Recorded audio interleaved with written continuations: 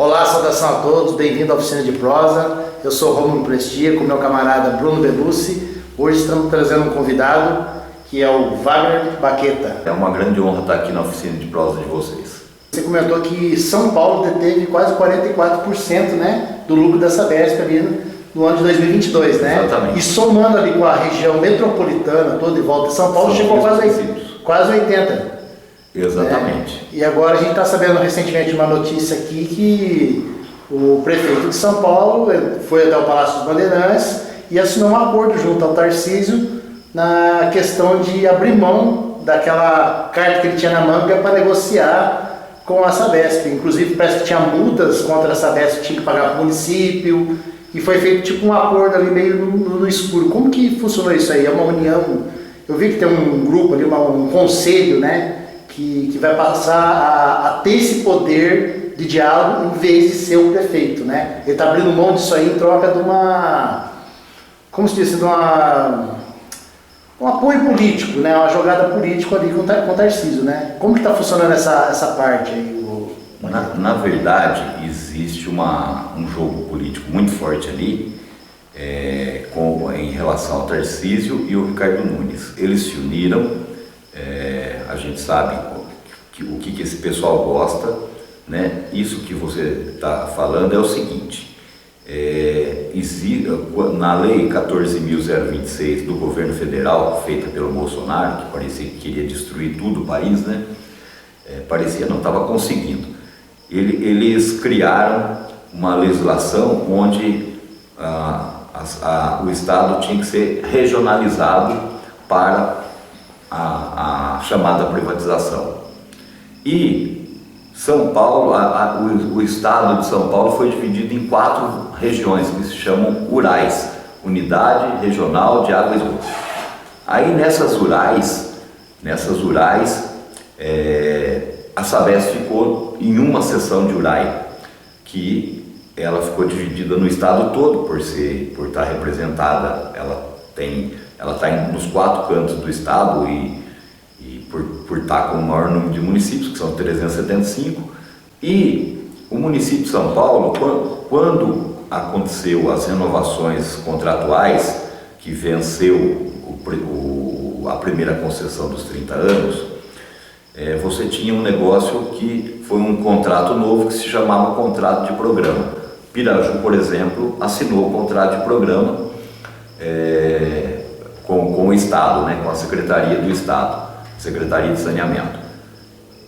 Esses contratos de programa, muitos deles que são superavitários, eles têm alguns municípios que conseguem participar do faturamento da Sabesp para o município. Por exemplo, Botucatu recebe 4% de tudo que entra no caixa da Sabesp lá, tudo que a Sabesp fizer, né? Tudo que a Sabesp arrecadar, do bruto.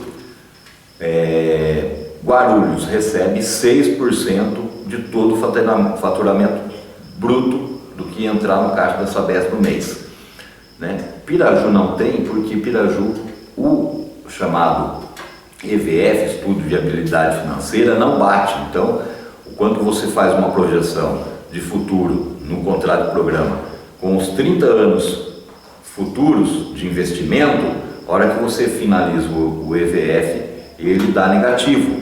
Então, ele é um município deficitário por causa dos investimentos, né? Já São Paulo não, e Guarulhos não, e Botucatu não. São vários municípios que participam com o lucro maior, né? No caso de São Paulo, esse repasse para o município é 7,5%. Então, vocês imaginam, se o município participa com 45,2%, que é o que fechou em 2022, né, dos lucros da Sabesp, você imagina o que representa 7,5% para o município. O primeiro dia que nós chegamos nós fomos na Câmara de Vereadores, nós conversamos, fizemos um contato através de um partido político aqui, que é o PT, né? O Dr. Fernando Espínola,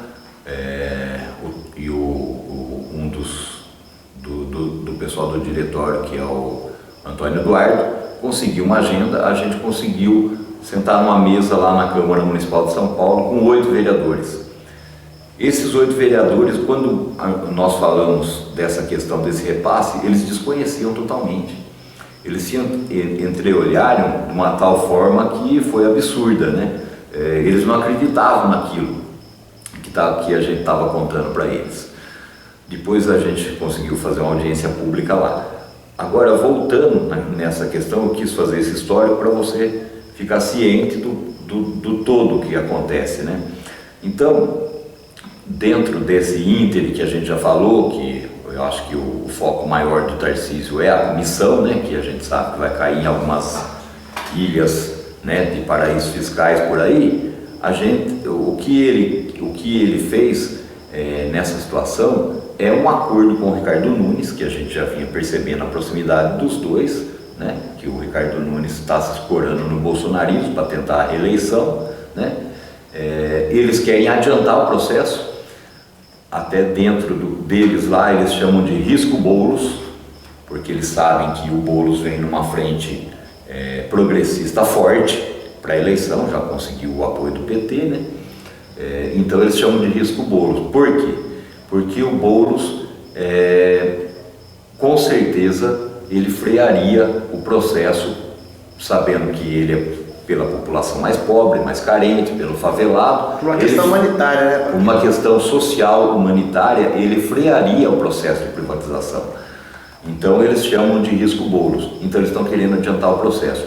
E eles estão visualizando a eleição municipal do ano que vem também, que o Tarcísio daria apoio ao Ricardo Nunes, que é o atual prefeito de São Paulo, e eles fizeram, né, esse conluio onde o município praticamente se absteve do poder de decisão e jogou para a comissão que na legislação está criada, onde tira totalmente o poder de São Paulo resolver sobre a situação. Agora passou o comando para o Estado, então quem vai decidir está tirando o direito do município falar de concessão, de outorga, tratar desse tipo de coisa, e passa para uma comissão, né? A representatividade de São Paulo vai estar dentro dessa comissão, mas ela é muito menor do que o peso de São Paulo pela Sabesp. Então, o que eles fizeram nesse conluio, né? Eles praticamente passaram pano para a situação que eles tinham, que era grave, que era passar na Câmara dos Vereadores, esse tipo de coisa. E, logicamente, que nós também vamos questionar o decreto, né? O decreto que os dois assinaram, o governador lançou, e lançou aproximadamente no meio do dia, na quarta-feira, e logo mais à tarde o Ricardo Nunes adentra, né? Parece que não sabe nem combinar, né? O esconde-esconde, né? Falou, achou, né? Achou. Então foi bem combinadinho entre os dois, né? A gente tem muita esperança nessa eleição municipal, lá em Brasília. Eu conversei um pouco com o Boulos, né?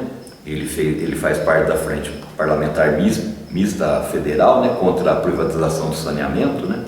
Não é contra a privatização exatamente só da Sabesp. Lá, né, nessa situação, tinha representantes do Brasil inteiro lá, né? Aí eu conversei um pouco com ele e eu falei, nós temos que colocar você na prefeitura, dar uma mão, um suporte, apoio para colocar você lá, né? E ele me disse, nós temos que resistir até o meio do ano que vem, né? E nós vamos levar essa eleição. E levar essa eleição, a gente tem que entender que por ali já passou a Erundina, né? Partido Progressista de esquerda, já passou a Marta Suplicy, por sinal foi ela que renovou o contrato, ela que conseguiu 7,5% de repasse ao município, foi ela que renovou, ela jogou duro com a Sabesp, ela fez um bom acordo com o município, né?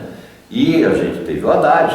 Então São Paulo, ele devido à carência, né, às regiões periféricas, vota na esquerda, reconhece a obra social que a esquerda faz lá, né? Lula ganhou na última eleição em São Paulo, sim, na metrópole. Sim, é tradição, e o Tarcísio perdeu lá, né? Então, Eles têm esse medo, é nítido esse medo risco bolos, por isso que eles estão tentando adiantar, porque senão os colares, os Rolex não vai chegar, né? E eles devem estar preocupados com isso.